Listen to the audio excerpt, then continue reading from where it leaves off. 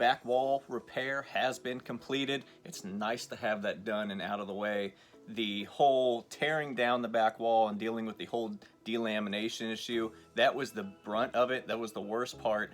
But after all that was taken care of, installing the new 1/4-inch plywood was relatively easy. My brother-in-law Kenneth helped me. He actually did most of the install work, and we just ripped it down to 5.5 inches and glued each piece and then shot it up with a brad nailer, and it came out great. I got a small piece of 1/4 round in the corner.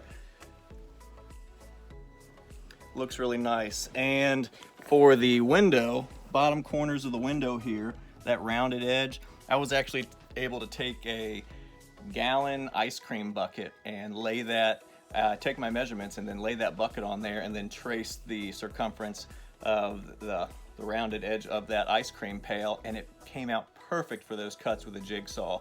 Really nice. And to get the spacing, we used paint stir sticks.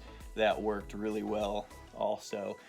Behind here, it's all painted white. That way when you look in between the cracks, it's white back there. Originally I was going to do black, but white was a better option. So here's a short clip of the install.